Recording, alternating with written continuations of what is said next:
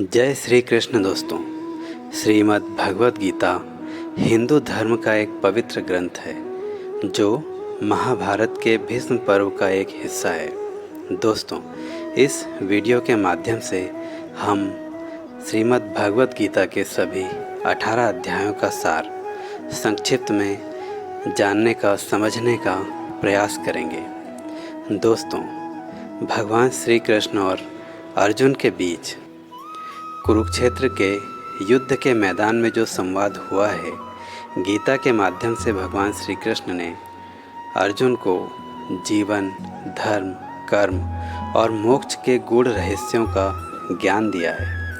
यह ग्रंथ केवल धार्मिक नहीं बल्कि जीवन के विभिन्न पहलुओं को समझने और सही दिशा में आगे बढ़ने का मार्गदर्शन करता है। गीता के प्रमुख अध्याय और उनका संदेश। पहला अध्याय, अर्जुन विषाद योग। कुरुक्षेत्र के युद्ध के मैदान में अर्जुन अपने परिवार, मित्र और गुरुओं के खिलाफ युद्ध करने के लिए विचार से विषाद में पड़ जाते हैं। वह युद्ध से पीछे हटने का निर्णय लेते हैं क्योंकि वह अपनों के खिलाफ हिंसा नहीं करना चाहते। अर्जुन का यह मानसिक संघर्ष हमें बताता है कि जीवन में कई बार हम भी विपरीत परिस्थितियों से भागना चाहते हैं, लेकिन हर समय सही मार्गदर्शन की आवश्यकता होती है। दोस्तों, यही सही मार्गदर्शन भगवान श्री कृष्ण अर्जुन को देते हैं और फिर वह अपने संशय को, अपने विषाद को छोड़ करके अपना धर्म का पालन करने के लिए युद्ध करने को तैयार हो जाता है। दूसरा अध्याय है सांख्य योग। भगवान श्री कृष्ण अर्जुन को आत्मा का ज्ञान देते हैं। वह बताते हैं कि आत्मा अजर अमर है और शरीर नश्वर है। केवल शरीर का अंत है, आत्मा का नहीं। इस अध्याय में भगवान श्री कृष्ण ने कर्म योग का महत्व भी बताया, जिसमें व्यक्ति को अपने कर्तव्यों का पालन बिना किसी फल की इच्छा के करना चाहिए।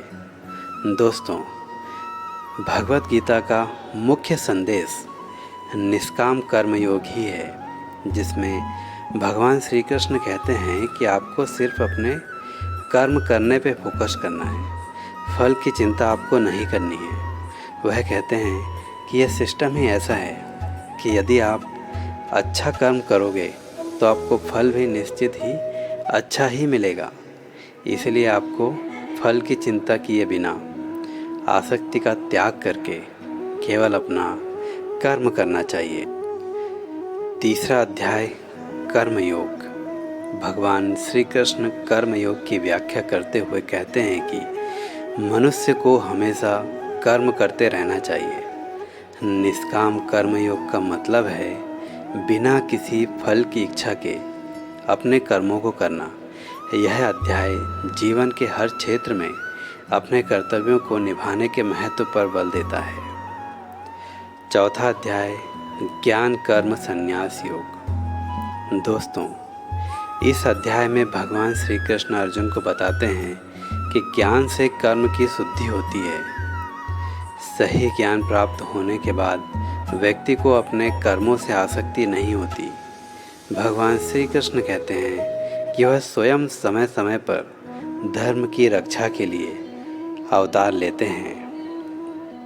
पांचवा अध्याय, कर्म संन्यास योग। यह अध्याय कर्म और संन्यास के बीच संतुलन की बात करता है। भगवान श्री कृष्ण कहते हैं कि संन्यास और कर्म दोनों ही मोक्ष की ओर ले जाते हैं, लेकिन कर्मयोग अधिक श्रेष्ठ है क्योंकि इसमें व्यक्ति संसार में रहते हुए भी अपने कर्तव्यों का पालन करता है। छठवां अध्याय, ध्यान योग। ध्यान योग के माध्यम से भगवान श्री कृष्ण ध्यान और आत्मनियंत्रण को समझाते हैं। वह कहते हैं कि मनुष्य को अपने मन, इंद्रियों पर नियंत्रण करना चाहिए। ध्यान के माध्यम से व्यक्ति अपने आत्म स्वरूप को पहचान सकता है और मोक्ष की प्राप्ति कर सकता है। 7वां अध्याय ज्ञान विज्ञान योग। इस अध्याय में भगवान श्री कृष्ण कहते हैं कि उन्हें जानने के लिए केवल आध्यात्मिक ज्ञान ही नहीं बल्कि भौतिक ज्ञान की भी आवश्यकता होती है। वह बताते हैं कि समस्त संसार उनकी माया से ढका हुआ है और उन्हें जानने के लिए व्यक्ति को इस माया से ऊपर उठना होगा। 8वां अध्याय अक्षर ब्रह्म योग। इस अध्याय में भगवान श्री कृष्ण जीवन और मृत्यु के चक्र का वर्णन करते हैं। वह कहते हैं कि जो व्यक्ति मृत्यु के समय भगवान का स्मरण करता है वह मोक्ष प्राप्त करता है। मृत्यु केवल एक अवस्था है, आत्मा का अंत नहीं।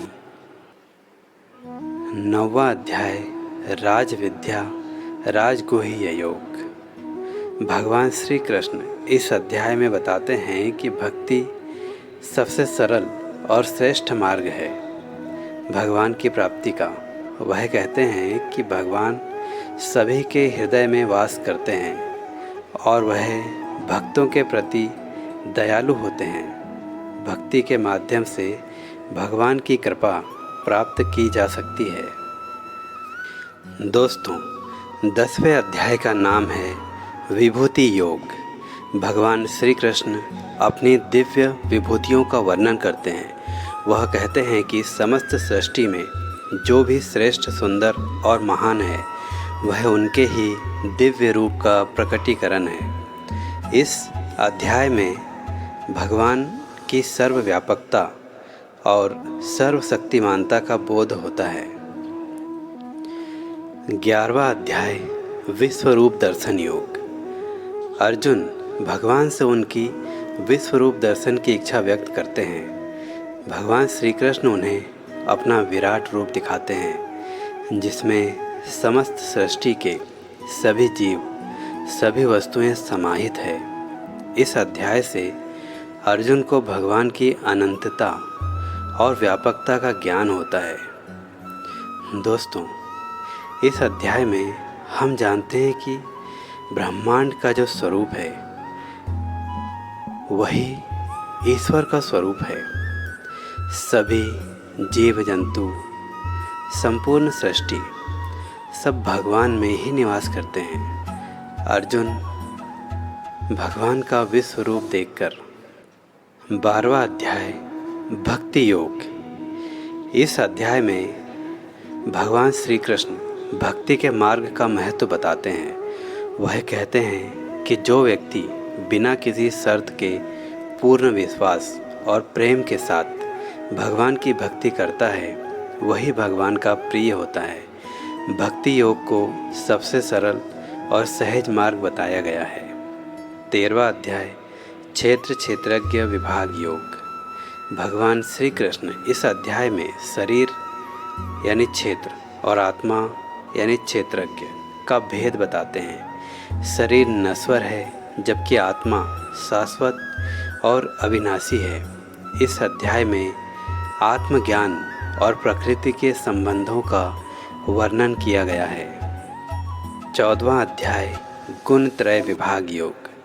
इस अध्याय में भगवान श्री कृष्ण ने 3 गुणों सत्व, रजस और तमस यानी सात्विक, राजसिक और तामसिक गुणों का वर्णन किया है। सत्वगुण शुद्धता और ज्ञान का प्रतीक है। रजस गुण कर्म और इच्छा का और तमस गुण अज्ञान और आलस्य का प्रतीक है। इन तीनों गुणों के प्रभाव से व्यक्ति अपने कर्म और जीवन की दिशा निर्धारित करता है।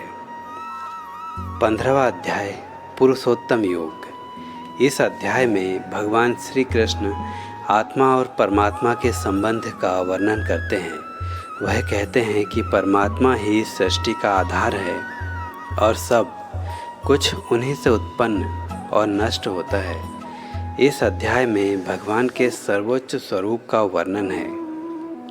16वां अध्याय देवासुर संपद विभाग योग। इस अध्याय में भगवान श्री कृष्ण ने दैवीय और आसुरी प्रवृत्तियों का वर्णन किया है।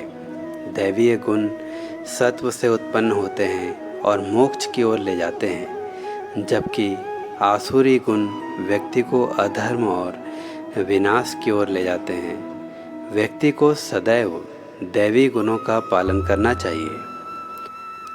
17वां अध्याय श्रद्धा त्रय विभाग योग। इस अध्याय में भगवान श्री कृष्ण श्रद्धा के 3 प्रकारों सात्विक, राजसिक और तामसिक का वर्णन करते हैं। वह बताते हैं कि व्यक्ति की श्रद्धा उसके गुणों के अनुसार होती है और यह उसके जीवन के कर्मों को प्रभावित करती है। 18वां अध्याय मोक्ष संन्यास योग। दोस्तों, श्रीमद् भगवत गीता के इस अंतिम अध्याय में भगवान श्री कृष्ण कर्म, ज्ञान और भक्ति के मार्गों का सार बताते हैं। वह कहते हैं कि संन्यास और त्याग मोक्ष की ओर ले जाते हैं। अर्जुन को अपने संदेहों का निवारण हो जाता है और वह युद्ध के लिए तैयार हो जाते हैं। भगवान श्री कृष्ण का संदेश है कि व्यक्ति को अपने कर्मों का पालन करते हुए भगवान की शरण में जाना चाहिए। दोस्तों, श्रीमद् भगवत गीता जीवन का मार्गदर्शन करने वाला एक अद्भुत ग्रंथ है। यह केवल युद्ध के मैदान में दिए गए उपदेशों तक सीमित नहीं है, बल्कि यह जीवन के हर पहलू को छूता है। गीता हमें सिखाती है कि व्यक्ति को अपने कर्मों का पालन करते हुए भगवान के प्रति समर्पण और निष्ठा बनाए रखनी चाहिए। निष्काम कर्म, भक्ति और ज्ञान के मार्गों पर चलते हुए व्यक्ति मोक्ष की प्राप्ति कर सकता है। जय श्री कृष्ण।